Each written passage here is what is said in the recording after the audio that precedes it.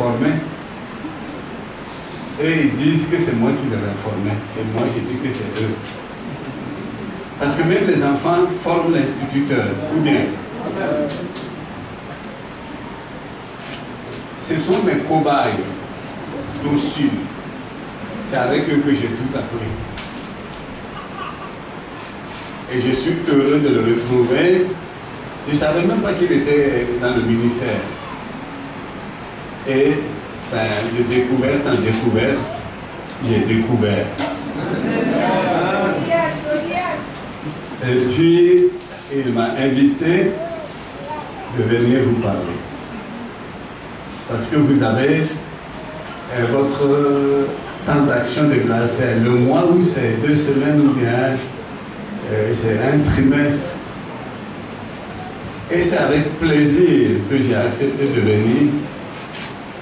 Mais j'ai dû combiner 2 cultes parce que j'étais à Péniel, à la Riviera Siat, où j'ai fait le culte là-bas avec les frères et sœurs avant de vous rejoindre et je suis heureux d'être là.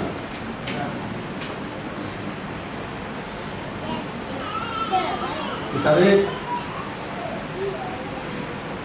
parfois il y a des situations importantes, soit on les ignore, soit elles ne sont pas claires dans notre esprit. Qui sommes-nous? Pourquoi sommes-nous sur la terre? Manger, dormir, se loger, mourir et être enterré? Ou bien il y a quelque chose de plus et de très profond? Et pour entrer dans votre esprit d'action de grâce, je vais me focaliser sur le fait de qui nous sommes, pour qu'on puisse prendre grâce à Dieu. Et qu'est-ce que nous faisons sur la terre? Ça aussi, ça va nous amener à une action de grâce. Vous savez, l'homme est une particularité. Une particularité. Il a été créé le 6e jour de la création. Le 6e. Donc le dernier jour. C'est la dernière créature que Dieu a créée avant de se reposer. Et l'homme, c'est le plus fragile de tous les êtres vivants. Autrement dit, si on réduisait l'homme à la taille d'une fourmi et qu'on écrase les 2 fourmis là, l'homme et la fourmi, avec un certain poids, l'homme serait écrasé avant la fourmi. Ou autrement, si on augmentait la taille de l'homme à la taille d'une baleine et qu'on essaie de tuer les 2 avec le même poids, l'homme mourrait avant la baleine. L'homme est le plus fragile de tout ce que Dieu a créé. Cependant, c'est le plus intelligent. Et nous allons voir pourquoi. C'est le plus important. C'est le summum de la perfection de toute la créature de Dieu. Et parfois, ce n'est pas très clair dans nos esprits. Il nous a dit qu'au départ, la terre était informe et vide. Genèse 1, verset 2. La terre était informe et vide. Il y avait des ténèbres à la surface de l'abîme. Et l'Esprit de Dieu se mouvait au-dessus des eaux. Ici, on nous présente 3 réalités. La première, la terre qui est informe et vide. Si vous pouvez concevoir l'informe et vide, c'est ça la terre, c'est qu'elle était avant son apparition des eaux. était inexistant. Et puis, il y avait des ténèbres qui étaient déjà là. D'où viennent ces ténèbres? Il y avait déjà eu des occasions de ténèbres. On ne voit pas quand les ténèbres ont été créées, mais on nous les présente. Troisième réalité, il y avait l'abîme et il y avait l'eau. Naturellement, dans l'eau profonde, sans lumière, et même avec lumière, c'est l'abîme. On ne nous disait pas quand l'eau a été créée. Vous savez, les choses révélées, c'est pour nous les hommes. Et les choses non révélées, c'est pour Dieu. Il ne faut pas aller s'enquiquiner à chercher à comprendre. Si Dieu voulait qu'on comprenne, il allait nous dire. On voit l'eau, on voit les ténèbres, on voit l'abîme, mais on voit l'Esprit de Dieu qui se mouvait au-dessus des eaux pour tenir cette eau, cet abîme, ces ténèbres infructueuses, pour les dominer. Et puis quand Dieu a voulu créer le mouvement, parce qu'au départ, il n'y avait que l'esprit qui était en mouvement, tout était calme, que ce soit les ténèbres, l'abîme ou l'eau. Il n'y avait que l'esprit de Dieu qui était en mouvement. Et Dieu va créer la vie. La vie, c'est le mouvement. Il n'y a pas de vie sans mouvement. Et quand il y a mouvement, c'est qu'il y a vie. Et pour créer, Dieu va commencer par créer ce qui est indispensable à toute sa créature, la lumière. Et il va ordonner l'existence de la lumière. Que la lumière soit. Et la lumière fut. Je suppose que l'Esprit de Dieu qui était là, qui se mouvait au-dessus des eaux, a été la source de la lumière. Et cette lumière, elle est créatrice. C'est à partir de cette lumière que tout va être créé. Il fallait la lumière pour que la vie soit possible. Et vous remarquerez que cette lumière n'est pas la lumière des astres. Les astres vont être créés le 4e jour. Donc le 1er jour déjà, il y avait une lumière.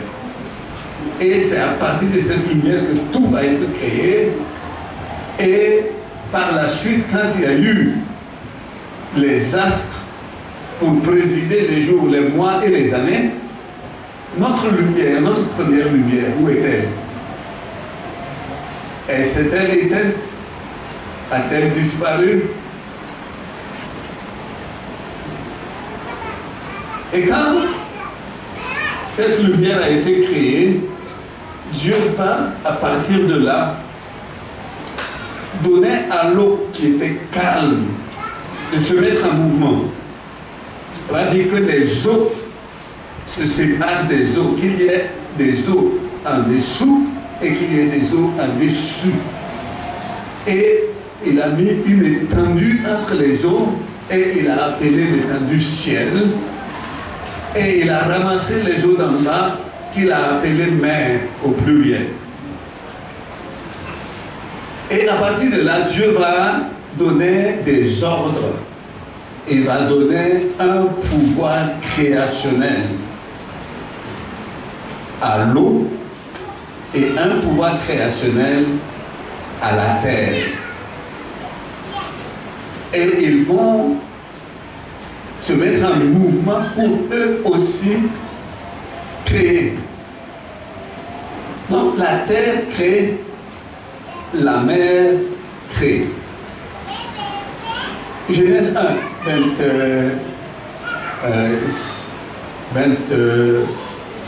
Genèse 2, 7, là il est dit, l'Éternel Dieu, non, pardon, c'est pas là, c'est Genèse 1, 11, Genèse 1, 11, là il est dit, puis Dieu dit, suivez bien, que la terre produise de la verdure, de l'herbe portant de la semence, des arbres fruitiers, donnant du fruit selon leur espèce et ayant en eux leur semence sur la terre. Et cela fut ainsi. Le 4e jour, Dieu dit à la terre, produis de la verdure, produit des arbres fruitiers, un pouvoir créationnel qui a été donné à la terre. Et les arbres que nous voyons et la verdure, ce n'est pas Dieu qui les a tissés et qui les a fabriqués. Il a dit à la terre de les produire. Et la terre, ayant reçu autorité pour créer, a créé la verdure et les arbres. Premier pouvoir créationnel de la terre. Deuxième pouvoir créationnel de la terre. Dans le verset 24 du chapitre 1, Dieu dit que la terre produise des animaux vivants selon leur espèce, du bétail, des reptiles et des animaux terrestres selon leur espèce. Et cela fut ainsi. C'est la terre qui a produit les animaux. Notez bien, j'évolue pour arriver à un point important pour nous. La terre a eu 2 fois un pouvoir créationnel. D'abord pour créer la verdure et les arbres. Deuxièmement, pour produire les animaux. Maintenant, Dieu va dire à l'eau aussi de se mettre en mouvement. Verset 21. Dieu créa les grands poissons et tous les animaux vivants qui se meuvent et que les eaux produisent et que les eaux produisent en abondance selon leur espèce. Il créa aussi tout oiseau élevé selon son espèce. Dieu vit que cela était bon. Donc, voyez-vous, les animaux qui sont dans la mer, dans les eaux, ils n'ont pas été créés par les mains de Dieu. Il a donné le pouvoir à l'eau pour les créer. Ils tiennent leur respiration de ce pouvoir délégué à la terre et à l'eau.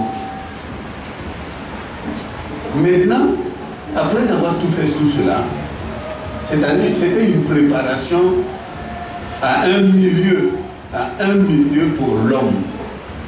Maintenant, il dit,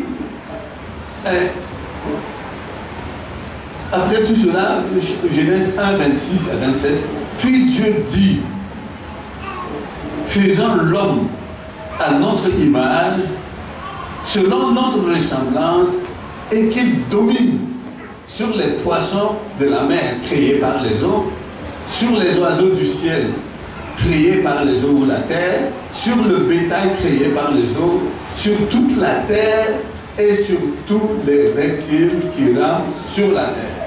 Dieu créa l'homme à son image, il le créa à l'image de Dieu, il créa l'homme et la femme. Pour créer l'homme, Dieu ne dit pas à l'eau ou à l'air ou à la terre, crée l'homme.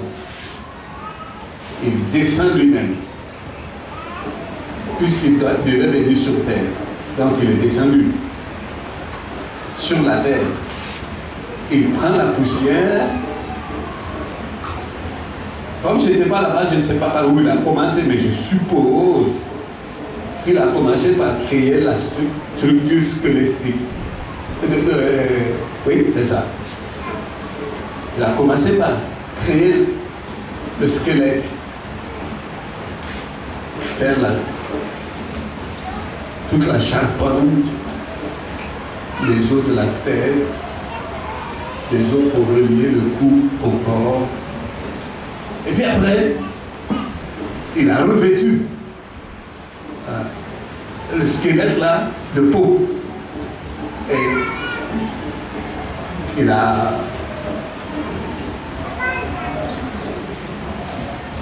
s'est occupé des deux trous là. Il a ouvert là-bas, il a ouvert la bouche. Alléluia, alléluia. De sa main, il n'a pas dit à l'eau, crée l'homme. Il n'a pas dit à la terre, crée l'homme. De sa main. Et l'homme était là. Comme le jour de son enterrement, enfin, généralement, le jour de l'enterrement, soit on est amaigri, et généralement, on est amaigri, on devient vilain, parce qu'on est devenu vieux. Donc, c'est pas comme le jour de l'enterrement. Il était beau. Chef-d'œuvre des mains de Dieu. Nous sommes le chef-d'œuvre des propres mains de Dieu. Mais si vous avez le temps, allez sur Internet et vous voyez combien d'os constitue le squelette. Il y a 206 ou quelque chose comme ça. Combien de cellules? Il y a des milliards de cellules. Le cerveau. Oh, c'est extraordinaire. C'est l'ordinateur le plus puissant que les hommes ne puissent imiter. Et nous n'utilisons pas toute la capacité de notre cerveau. On utilise une petite partie, surtout nous, Africains, qui ne voulons pas lire.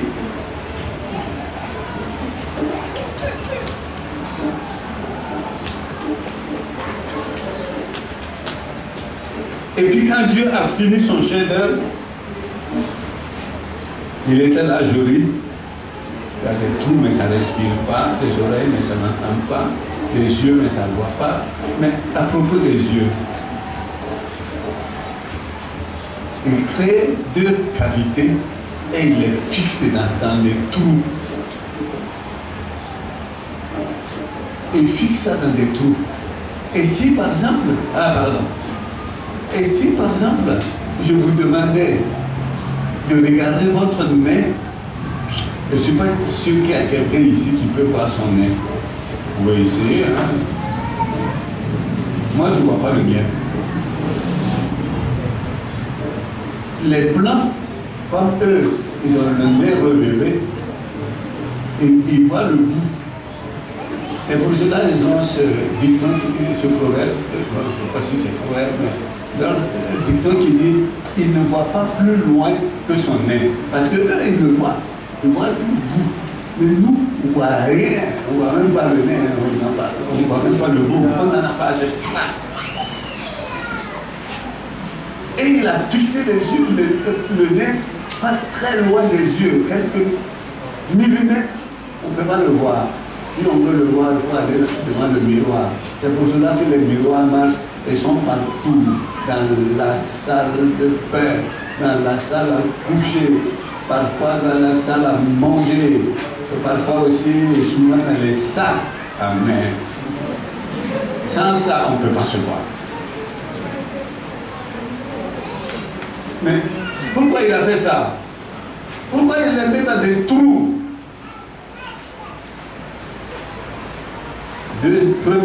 Premier enseignement. Dieu ne nous a pas créés pour passer le temps à nous regarder. Amen. Amen.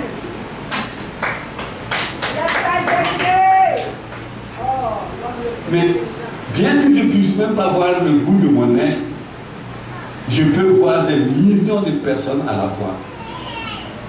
Je peux voir mon prochain. Donc Dieu veut que notre priorité soit le prochain. Qu'on ne passe pas là le temps à égrener tout ce qui nous concerne et nous préoccupe et nous occupe. Mais qu'on passe notre temps à regarder au prochain et voir quels sont les besoins auxquels moi je peux pourvoir. Et tout est faussé. Parce que chacun maintenant a le cou courbé pour regarder son nombril. Et la vie se résume à ça. Se regarder. Se mirer. Pour voir à mes besoins. Alors que Dieu veut que nous pourvoyons aux besoins du prochain. Si nous faisons cela, puisqu'il y a d'autres aussi qui peuvent nous voir, il dira aussi à quelqu'un d'autre pourvoir à ses besoins. C'est ça la méthode de Dieu. C'est ça la méthode de Dieu. L'homme est au-delà de lui-même. Et un philosophe a dit que c'est en saluant que l'homme se retrouve. C'est dans la salutation qu'on se retrouve. Parce qu'on reconnaît l'autre. Et l'autre nous reconnaît. C'est pour cela qu'on se serre la main. C'est pour cela qu'on se regarde. Le premier miroir de l'homme, le tout premier miroir de l'homme, c'est son prochain. Si vous n'avez jamais fait attention, ben vous pouvez faire ça au moins avec votre femme ou avec votre mari. Regardez dans les pupilles de son œil, vous allez voir une image. C'est votre image qui est là. C'est le premier miroir de l'homme, le prochain. C'est dans le prochain que je me retrouve. C'est dans le prochain que je me vois. Le prochain est ma valeur, mon existence. L'homme doit se découvrir prochain de son prochain. On est tous prochains. Vous vous rappelez de l'histoire que Jésus a racontée par rapport au prochain. Il dit à un savant, docteur de la loi, qui vient dire, mais comment je vais faire pour avoir la vie éternelle? Et il dit, mais qu'est-ce que la loi dit? Il dit, ah, tu aimeras ton Dieu de tout ton cœur, de toute ta pensée, de toute ta force, etc. et de toute ton âme, et ton prochain comme toi-même. Jésus dit, mais bon, tu connais la chose, applique. Et il dit, mais c'est qui mon prochain? Et Jésus lui a expliqué qui est son prochain. Il dit qu'il y a un monsieur, il a quitté Jéricho, il allait à Jérusalem, environ 12 km. Et entre-temps, c'est comme presque préserver l'Abidjan. Il n'y a plus préservé l'Abidjan. En 1974, il y avait préservé l'Abidjan. Maintenant, là, tout est confondu. Et je ne sais pas si c'est Benjamin qui monte ou c'est l'Abidjan qui descend. Bref, mais c'était comme notre ancien Benjamin là et Abidjan. Et entre-temps, vers Alpeido, là, avant Alpeido, les brigands l'ont saisi, l'ont découpé et l'ont laissé à demi-mort. Ce ne sont pas des voleurs, c'est des brigands. C'est ça, c'est des brigands qui font ça. Ils l'ont laissé à demi-mort. Mais cet homme de toute évidence, était un chanceux, parce que qui arrive après que les brigands aient fini de faire leur besogne? Un sacrificateur. Et un sacrificateur, c'est qui? C'est un médiateur entre Dieu et les hommes. Quand un homme pêche, il va avoir un sacrificateur qui va à Dieu et il prend ce que le pécheur a comme offrande de culpabilité pour présenter à Dieu et demander à Dieu, pardonne-le. Il a péché, mais il reconnaît et il demande ton pardon. Et moi, je suis médiateur entre vous. Donc, c'est un homme qui s'occupe des hommes. Son métier, c'est de s'occuper du prochain. Et même d'être médiateur entre son prochain humain et son créateur divin. Donc, c'est un homme comme ça qui arrive. Mais cet homme, on dirait qu'il est chanceux, mais le sacrificateur arrive, il le regarde, il l'admire, enfin je ne sais pas s'il l'admire, en tout cas il observe, il dit, le temps a changé. Hein. Quand moi j'étais à Bézerville, il n'y avait pas ça entre Bézerville, on ne faisait pas ça entre Bézerville et Abidjan. Les gens sont devenus méchants, ils sont devenus mauvais, ils n'ont pitié de personne, non, pas de miséricorde. Tu as fait ça à mon prochain. Et maintenant, il dit à son prochain que Dieu te vienne en aide de quelque manière que ce soit, mais sois béni. Je me compte homme de Dieu, pasteur principal. Pas les petits pasteurs, moi j'aime pas les petits pasteurs. Parce que les petits pasteurs qui sont plus grands que les grands. Il le laisse là. Et pourtant, Dieu a fixé ces yeux-là pour qu'il voit ces genres de situations et interviennent. Il a vu, il a observé, il a fait son petit commentaire. Et il a passé. Parce que lui, il est chargé de la médiation entre Dieu et les hommes, mais pas de la médiation entre les hommes qui se tuent. Mais il passe, et puis il y a un autre serviteur de Dieu à plein temps qui arrive, un lévite. C'est eux qui organisent les chants, le louange dans le temple, c'est eux qui organisent les chaises. Quand les gens vont faire des sacrifices, c'est eux qui s'occupent de pêcher les animaux, etc. Engagés à plein temps. Lui aussi, là. Et les temps ont changé. Comment on peut faire ça à son prochain? Comment? Un homme qui respire comme toi et que tu lui fais ça. Mais si tu veux son bien, prends son bien, mais laisse-lui la santé. Et lui aussi, il fait son petit numéro de commentaire. Il condamne en filigrane les méchants, ceux qui ont fait ça. Mais lui aussi, il passe. Un journaliste que vous devez connaître, Norbert Zambo, il a été tué, on va dire ça haut et fort, par quelqu'un qui est maintenant ici.